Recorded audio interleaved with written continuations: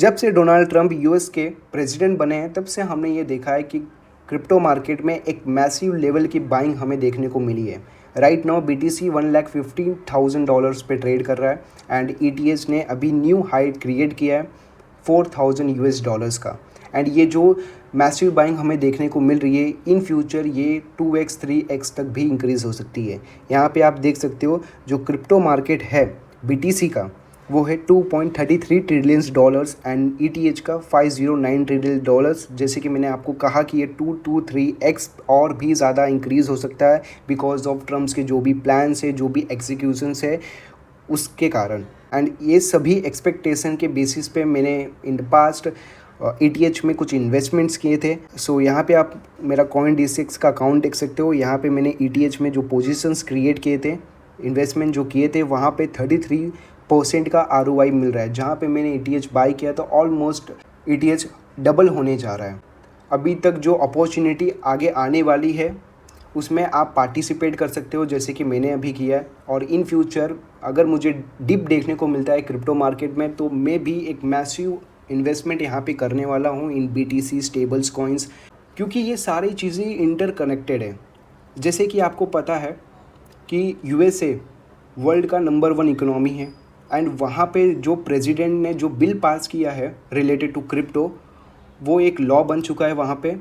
और उस लॉ के कारण क्रिप्टो मार्केट में और भी इन्फ्लो आने वाले हैं पैसे के।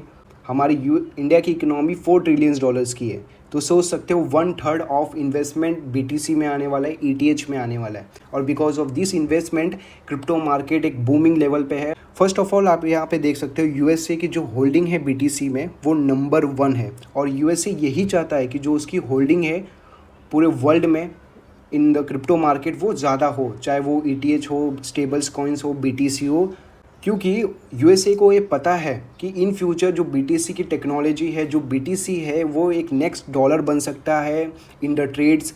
जो भी हम ट्रेड्स करते हैं राइट नाउ हम डॉलर्स में ट्रेड करें, इन फ्यूचर हम क्रिप्टोज़ में पेमेंट करें।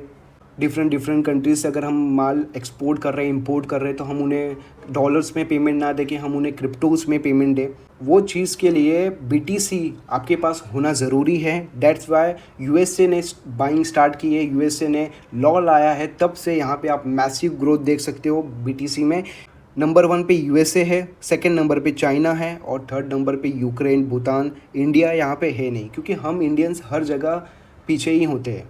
6 मार्च 2025 को ट्रंप ने एक ऑर्डर साइन किया है related to strategic bitcoin reserve.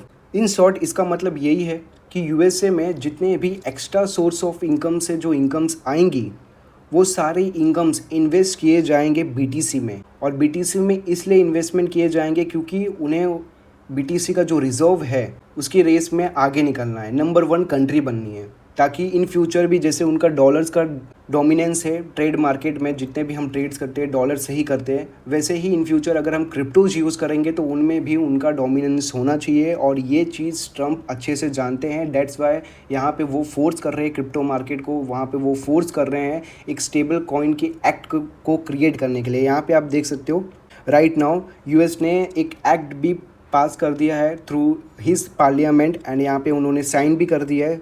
तो इस एक्ट का नाम है जीनस एक्ट।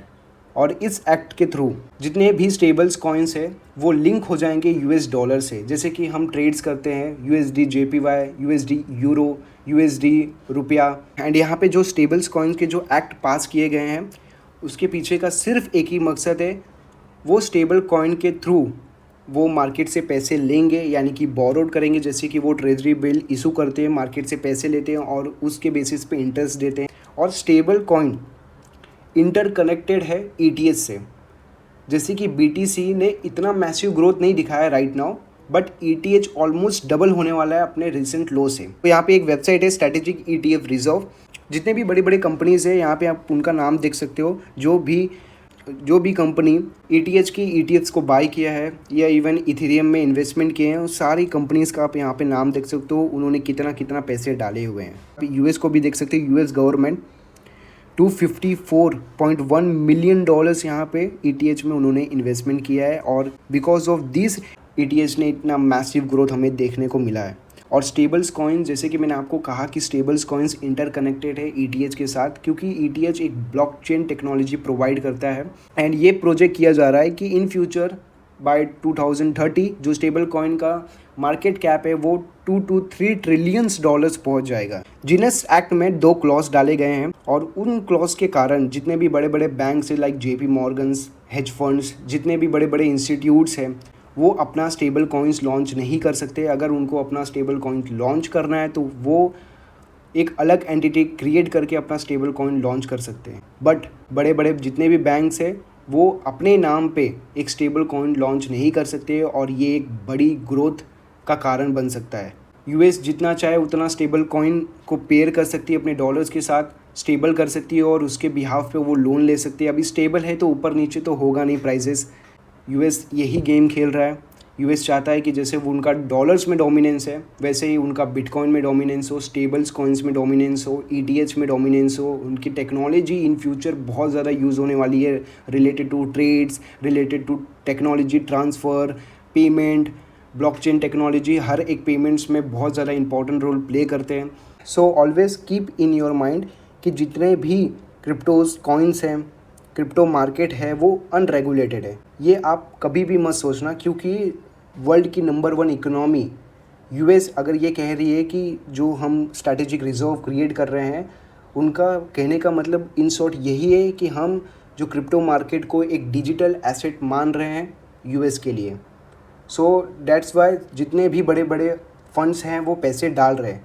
तो जब बड़े लोग पैसे डाल रहे हैं तो हम क्यों नहीं डाल सकते? उनके जो प्रोस्पेक्ट है, उनके जो फ्यूचर्स के जो एक्सपेक्टेशन है रिलेटेड टू दिस कॉइन्स वो सही होंगे, दैट्स वाई वो पैसे डाल रहे हैं। तो हमें ये नहीं सोचना है कि ये अनरेगुलेटेड है। ये इंडिया में अनरेगुलेटेड है, लेकिन ऑल ओवर द वर्ल्ड ये रेगुलेटेड है। इसका जो फ्यूचर है वो बहुत ज़्यादा ब्राइट है। दैट्स वाई इतनी बाइंग हो रही है यहाँ पे। Thank you for watching this video. अगर वीडियो अच्छी लगी होगी तो प्लीज़ वीडियो को लाइक करके, चैनल को सब्सक्राइब करके बेल नोटिफिकेशन ऑल पे सेट कर लेना। एंड चलिए मिलते हैं किसी नेक्स्ट वीडियो में किसी नए टॉपिक के ऊपर।